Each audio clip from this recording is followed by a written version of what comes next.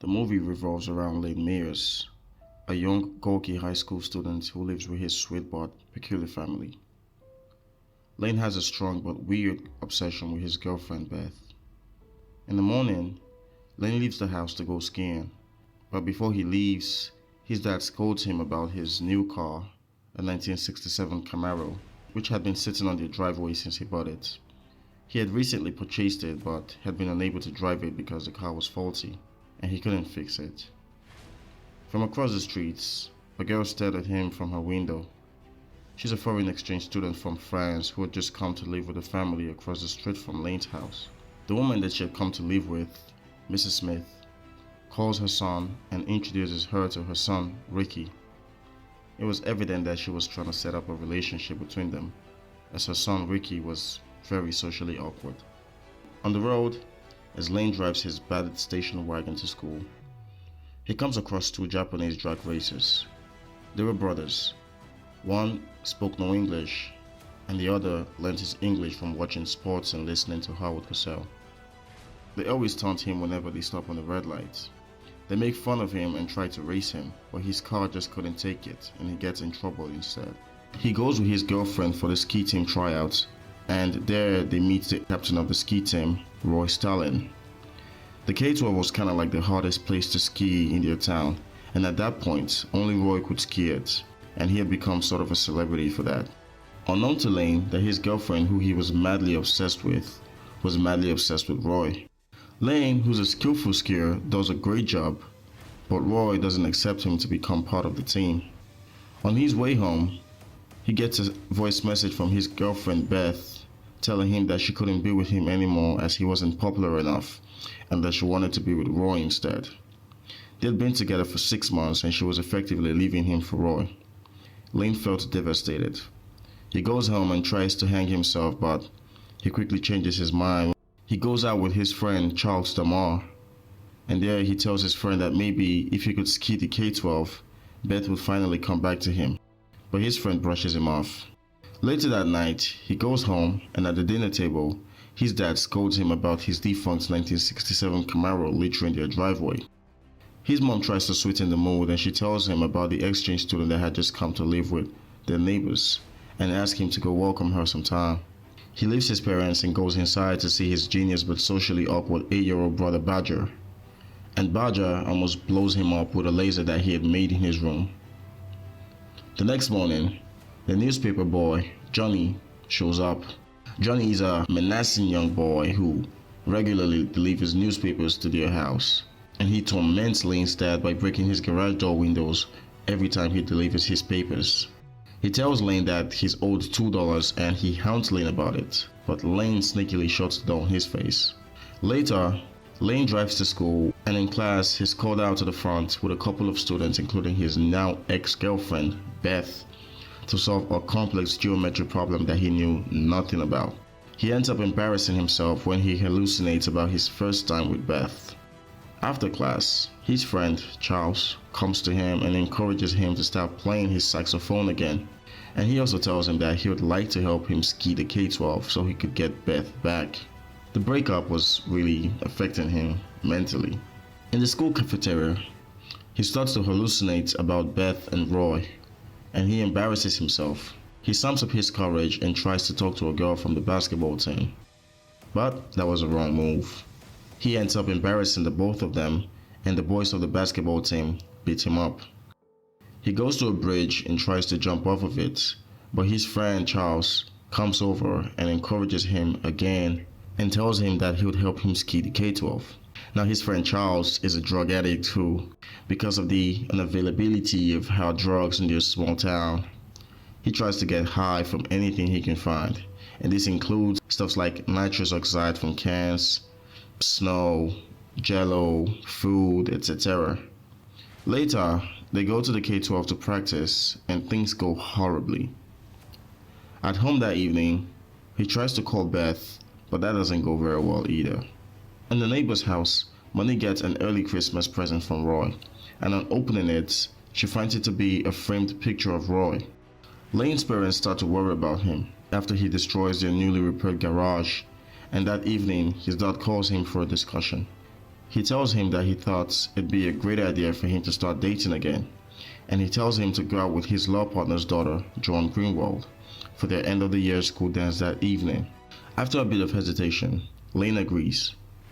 That evening, he drives his rickety car to Joan's house.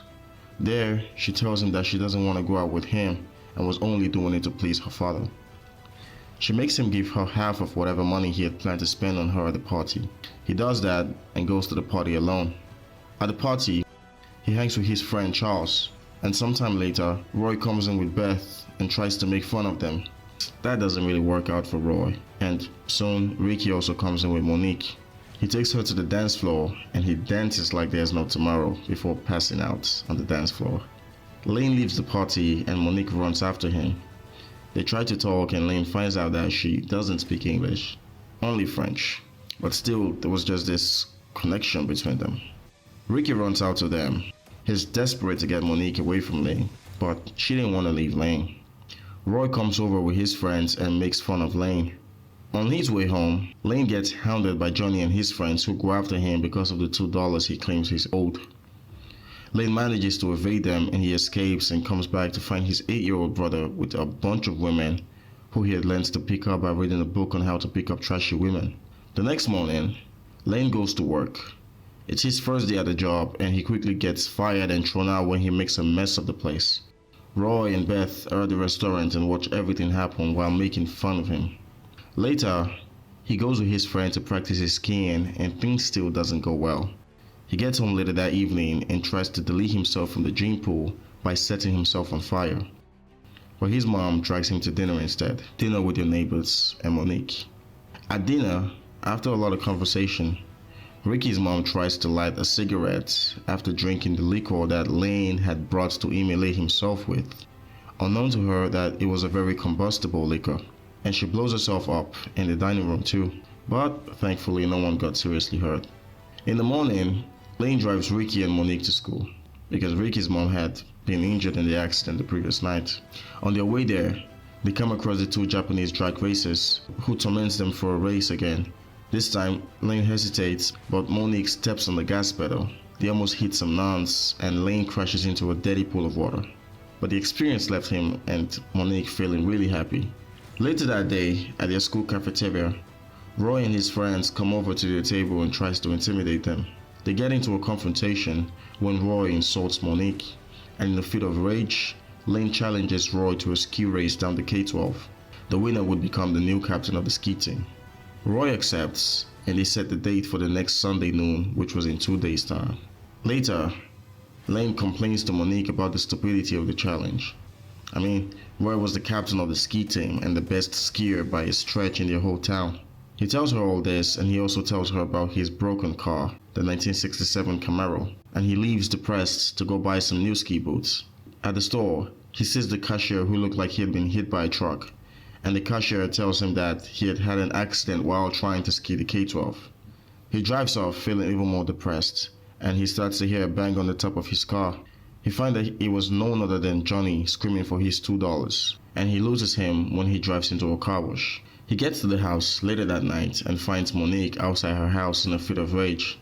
He talks to her, and there he learns that she actually did speak English, but had only been pretending not to, so as to get Ricky and his overbearing mother to leave her alone.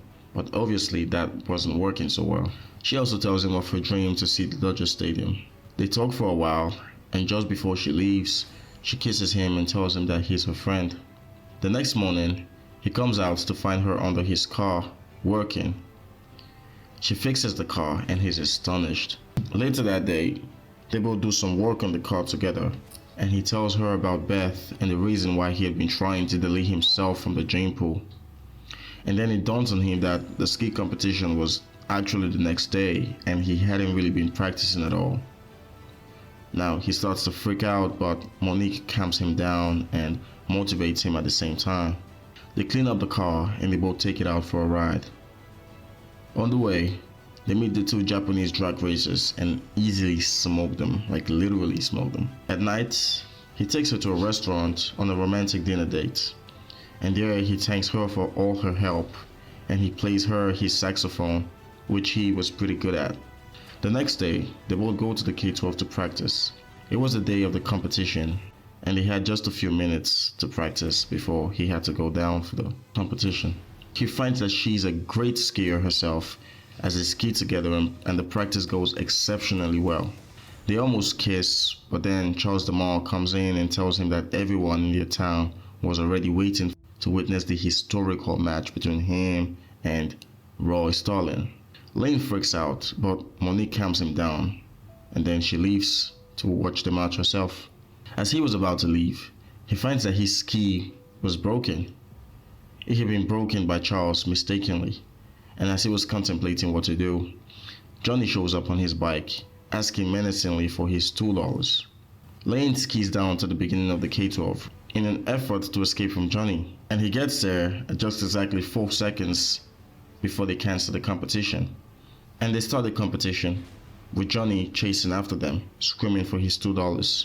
They lose Johnny when Roy hits him with his ski pole and makes him fly hundreds of meters down a cliff. But thankfully he was fine. They ski fiercely, but to everyone's amazement and Roy's chagrin and disappointment, Lane wins. Everyone surrounds him to congratulate him. Even his ex-girlfriend Beth runs to him and hugs him. They both kiss, and Monique watches this as her heart breaks. Ricky and his mom come over to her and they literally drag her away. After regaining his senses, Lane looks around for her and he runs after her when he finds her with Ricky and his mom. Ricky starts a fight with him. A sword fight, but with ski poles, and Lane defeats him and runs off with Monique. Ricky meets a girl there, and from the look of it, he's content. In the final scene, Lane and Monique are seen in the Dodger Stadium kissing on top of his 1967 Camaro as Johnny rides towards them, most likely screaming for his $2. And in the final mid-credit scene, Badger launches a space shuttle out of his room. So, that'll do it for now, guys. I hope you liked that recap. Peace.